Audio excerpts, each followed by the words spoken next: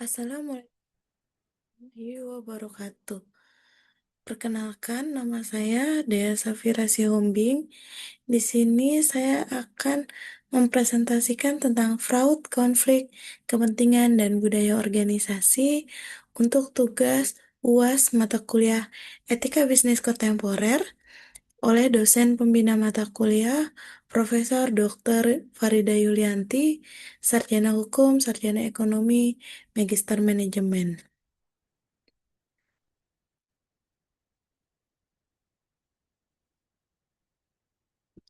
Untuk ringkasan kasus, PT Medika Nusantara adalah penyedia layanan kesehatan utama yang terlibat kasus fraud dan korupsi.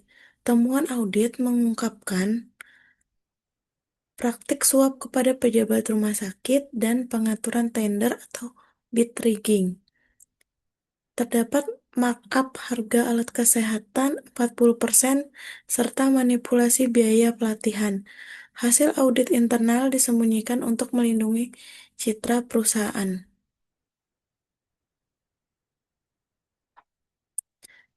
Untuk gejala klinis temuan utama, kickback atau terdapat suap, pemberian komisi kepada pejabat rumah sakit pemerintah untuk mempengaruhi pengadaan. Ada bid rigging atau pengaturan tender awal untuk meniadakan persaingan sehat. Terdapat markup 40%. Penggelembungan harga alat kesehatan memicu pemborosan anggaran negara. Ada manipulasi jasa, pembengkakan biaya pelatihan yang dibebankan pada kontrak. Kegagalan sistem imun, temuan tata kelola, yaitu penutupan data, hasil audit internal sengaja tidak dipublikasikan oleh manajemen untuk menjaga citra rumah sakit tersebut. Untuk absen kepatuhan, tidak adanya sistem anti penyuapan atau manajemen konflik kepentingan. Ada mandat transformasi atau solusi holistik, yaitu penyelesaian tidak bisa parsial, membutuhkan intervensi menyeluruh pada sistem ISO atau COSO, budaya organisasi, dan kepemimpinan tone at the top. Kegagalan tone at the top pada praktik tersebut dianggap sebagai kebiasaan bisnis yang sudah lama berlangsung. Untuk anatomi fraud dan skema manipulasi sistemik, bagaimana pelanggaran menembus setiap fase pengadaan alat kesehatan di PT Medika Nusantara? Ada pra-pengadaan atau bid rigging, tender diatur sebelumnya dengan pejabat rumah sakit, persaingan usaha sehat dihilangkan secara sengaja. Adanya penentuan harga, peningkatan harga asli dari yang sebenarnya. Harga alat kesehatan digelembungkan 40% di atas harga wajar. Beban langsung ditransfer ke anggaran negara. Adanya eksekusi kontak atau manipulasi jasa, kompensasi jasa pendukung, biaya pelatihan dimanipulasi sebagai saluran ekstraksi dana tambahan. Adanya aliran dana gelap, dana hasil markup didistribusikan kembali sebagai komisi tidak sah kepada pejabat rumah sakit. Akar masalah, patologi budaya, dan tata kelola. Di sini terlihat suap kepada pejabat rumah sakit, markup harga, manipulasi tender, konflik kepentingan. Akar permukaan atau gejala yang terlihat. Sedangkan yang tidak terlihat, iceberg modelnya ada kegagalan kepemimpinan, pemimpin membenarkan praktik suap, kegagalan tone at the top dalam membangun kepatuhan. Adanya budaya organisasi permisif, yaitu normalisasi tindakan etis, fraud dianggap sebagai kebiasaan bisnis untuk tender.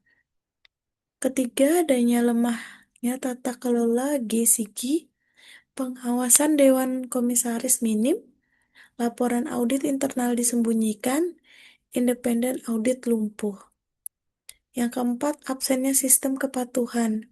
Tidak adanya anti-bribery manajemen sistem, mekanisme pelaporan yang efektif maupun asesmen risiko fraud terstruktur.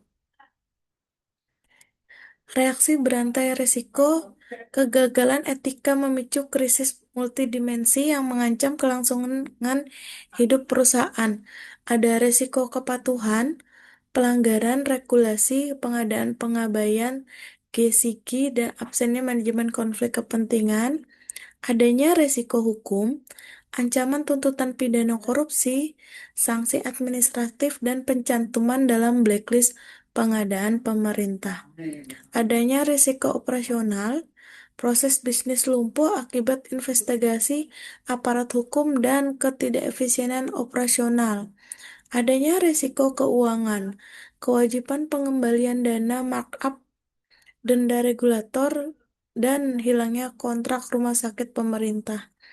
Ada risiko reputasi, publikasi negatif media, hilangnya kepercayaan rumah sakit sebagai pelanggan utama dan ditariknya dukungan investor.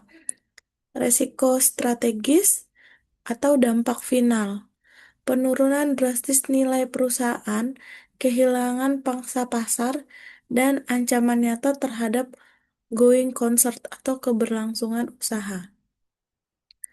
Di sini peta navigasi pemangkuan kepentingan stakeholder matrix. Di sini jaga kepuasan, penegak hukum dan auditor eksternal memerlukan kooperatifan penuh dalam investigasi dan penyidikan. Kelola insentif, di sini Dewan Komisaris, Direksi, dan pemegang saham menuntut penyelesaian kasus pemulihan nilai dan tata kelola baru. Pemerintah dan regulator mengalami kerugian negara menuntut akuntabilitas absolut. Media dan masyarakat mengawasi reputasi jangka panjang. Untuk karyawan, rentan demutatif dan dilema etika. Rumah sakit dan pasien dirugikan oleh harga tinggi dan layanan suboptimal. Whistleblower-nya sangat rentan, intimidasi membutuhkan perlindungan mutlak. Matriks transformasi tata kelola, ada status quo atau kondisi patologis, dan target stats atau kondisi sehat. Di sini dalam proses pengadaan, di status patologis, manual kolektif atau rate rigging, harga dimanipulasi secara internal. Kondisi sehat seharusnya transparansi melalui e-procurement, harga kompetitif, pemisahan disfungsi, segregative of duties. Untuk pemimpinan secara kondisi patologis, metode mentoleransi pelanggaran sebagai kebiasaan bisnis lama. Sedangkan kondisi sehat, kepemimpinan yang beretika menerapkan zero tolerance terhadap korupsi. Audit dan pengawasan, hasil audit disembunyikan, fungsi pengawasan dilumpuhkan oleh manajemen.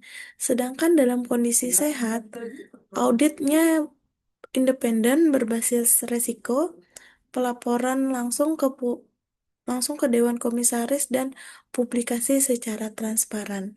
Untuk budaya dan sistem kepatuhan, permisif, tidak ada manajemen konflik kepentingan, tidak ada standar ISO. Sedangkan kondisi sehat berbasis kode etik ISO 37001 anti suap dan ISO 37301 sistem manajemen kepatuhan. Untuk arsitektur pengendalian tiga pilar kepatuhan, di sini perisai pertama menerapkan ISO 37001 sistem manajemen anti penyuapan agar kebijakan anti penyuapan, due diligence wajib terhadap vendor pelanggan serta agen, pengendalian ketat atas hadiah, hiburan, serta donasi. Perisai yang kedua yaitu sistem ISO 37301, sistem manajemen kepatuhan, pembentukan unit kepatuhan independen, monitoring dan pelaporan kepatuhan langsung ke direksi dan komisaris, evaluasi efektif program tahunan. Untuk perisai ketiga yaitu COSO Framework, pengendalian internal, pemisahan fungsi otorisasi segregasi of duties, lingkungan pengendalian dan penilaian risiko spesifik atau fraud risk assessment, serta aktivitas pemantauan berkelanjutan. Untuk digitalisasi dan manajemen konflik, protokol pertama digitalisasi menyeluruh atau e-procurement, transisi ke e-tender dan e-kontrak untuk memutus interaksi fisik dan rawan kolusi. Penerapan digital approve dengan jejak audit yang tidak dapat diubah atau immutable, monitoring transaksi secara real-time dan deteksi anomali harga. Protokol yang kedua, manajemen konflik kepentingan yang ketat, kewajiban deklarasi konflik kepentingan secara berkala bagi seluruh pejabat dan karyawan, larangan absolut penerima komisi dari pihak ketiga, rotasi jabatan wajib pada posisi berisiko tinggi atau high risk position. Teknologi mengeliminasi area abu-abu, memaksa proses bisnis berjalan hanya dalam koridor objektivitas data. Merevitalisasi Westbound System, yaitu WBS, Safety Net Ecosystem level pertama yaitu Input Multikanal Access, menyediakan akses pelaporan via website khusus, email aman, dan hotline dalam 24 jam selama 7 hari. Level kedua yaitu Inti System, jaminan anonimitas dan proteksi, enkripsi identitas pelapor, garansi mutlak perlindungan terhadap tindakan balasan atau anti-retaliasi. Yang ketiga yaitu proses investigasi independen, pembentukan tim investigasi independen yang terbebas dari hierarki manajemen unit terkait. Yang keempat yaitu output tindak lanjut transparan, SLA atau Service Level Agreement yang cepat dan transparan untuk menyelesaikan setiap insiden yang dilaporkan. Selanjutnya, mengembalikan tanggung jawab sosial melalui ESG, yaitu G, Government fokus pada penyelamatan, pemberantasan korupsi, dan suap transparansi absolut kepada publik yang regulator, akuntabilitas, dan setiap penetapan alat harga sosial, yaitu pemulihan dampak, memastikan harga wajar bagi rumah sakit pemerintah secara tidak langsung, mengembalikan kualitas layanan dan keselamatan pasien masyarakat umum, kemudian meningkatkan kesejahteraan dan rasa aman karyawan internal berintegritas, environmental atau berkelanjutan, yaitu peningkatan standar pengelolaan limbah alat kesehatan dan penggunaan sumber daya yang efisien dan ramah lingkungan.